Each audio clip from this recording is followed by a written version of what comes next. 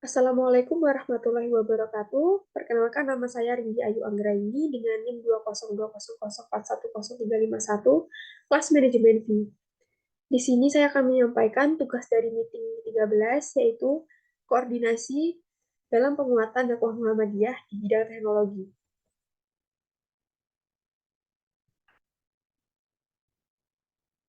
Latar belakang.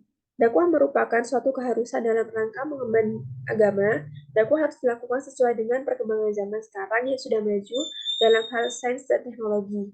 Sebab aktivitas dakwah yang maju akan membawa pengaruh terhadap kemajuan agama. Dakwah pada dasarnya adalah suatu proses yang berkesinambungan dan merupakan aktivitas dinamis yang mengarah kepada kebaikan, pembinaan, dan pembentukan masyarakat, khususnya generasi muda yang bahagia dunia dan akhirat melalui ajakan secara terus-menerus yang mengarah kepada kebaikan dan mencegah kemungkaran. Kegiatan dakwah merupakan kewajiban bagi umat Islam secara keseluruhan, baik secara individu sesuai dengan kapasitas dan kemampuannya, maupun secara berkelompok ataupun lembaga yang diorganisir. Dalam kandungan Al-Quran, surat Ali Imran ayat 104, Allah memerintahkan agar ada kelompok yang memiliki pemikiran dan sikap yang patuh untuk dicontoh.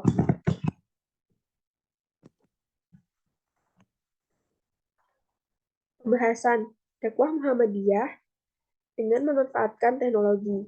Dakwah merupakan suatu kegiatan komunikasi keagamaan yang saat ini diharapkan pada perkembangan zaman dan kemajuan teknologi yang semakin canggih, sehingga diperlukan adaptasi terhadap kemajuan tersebut.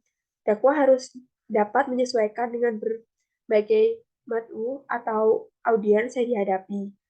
Untuk mencapai tujuan dakwah di era milenial sekarang, juru dakwah haruslah orang yang memiliki pengetahuan serta wawasan yang luas, menyampaikan materi dakwah secara aktual, dan menggunakan metode atau media komunikasi yang sesuai dengan kondisi kemajuan teknologi masyarakat.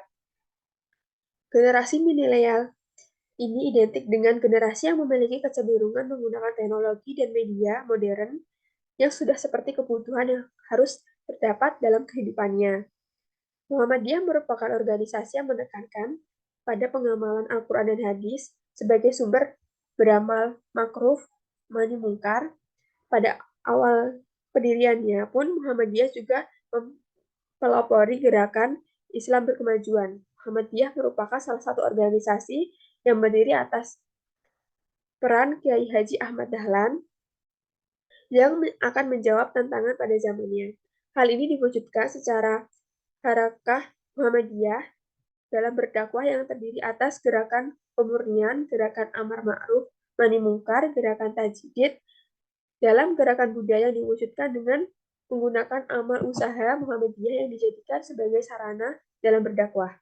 Muhammadiyah mengartikan berdakwah sebagai proses islamisasi dalam berbagai aspek di dalam kehidupan yang dilakukan melalui kegiatan mengajak umat Islam menuju jalan Allah SWT atau jalan menuju Islam. Tujuan Muhammadiyah yakni mewujudkan masyarakat Islam yang sebenar-benarnya, sehingga dapat disimpulkan bahwa dakwah merupakan kegiatan mengajak kepada hal kebaikan baik kelompok maupun individu, sehingga timbul kesadaran sikap penghayatan dalam dirinya menuju jalan Allah Subhanahu wa taala. Komponen dakwah Muhammadiyah.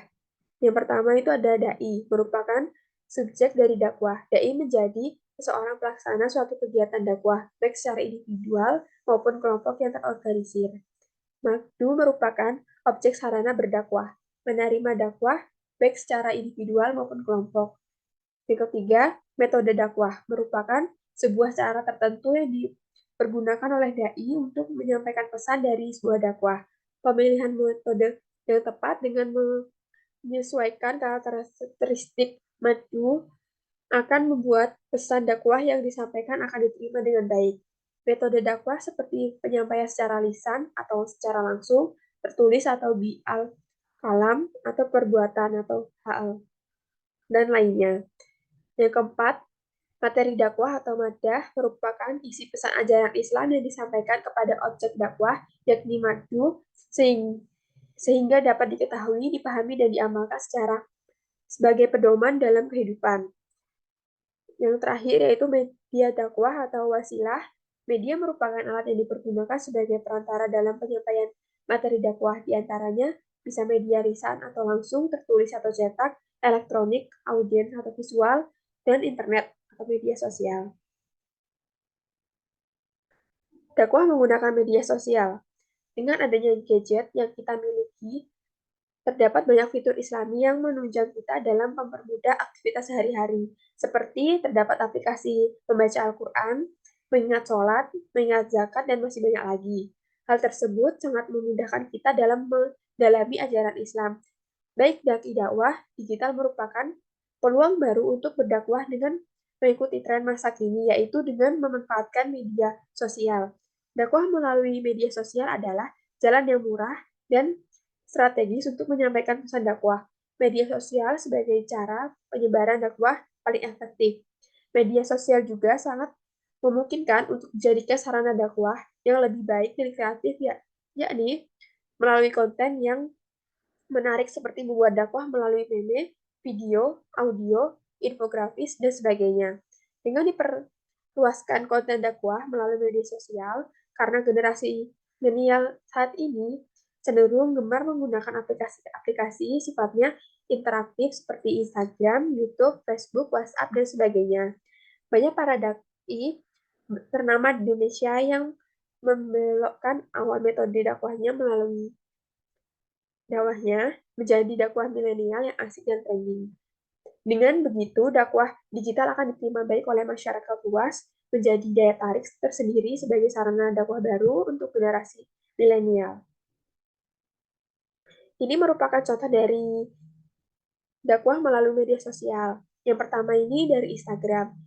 Di situ terdapat konten Instagram yang berisi tentang dakwah. Yang kedua ini dari YouTube. Itu ada video ceramah yang di-upload di YouTube. Yang ketiga itu dari TikTok. Itu dari story TikTok tentang dakwah, peta dakwah. Di sini bisa kita lihat peta dakwah dari dakwah Muhammadiyah. Kesimpulan dari penyampaian materi ini yaitu dakwah dapat dilakukan dengan memanfaatkan teknologi digitalisasi.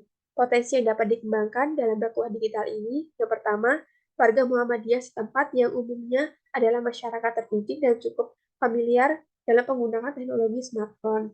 Yang kedua, banyaknya ulama, ustadz, dan tokoh masyarakat yang mampu dijadikan narasumber dalam menciptakan konten dakwah. Yang ketiga, generasi muda atau AMM yang sangat potensial sebagai konten kreator karena penguasaan literasi teknologi digitalnya yang cukup mumpuni.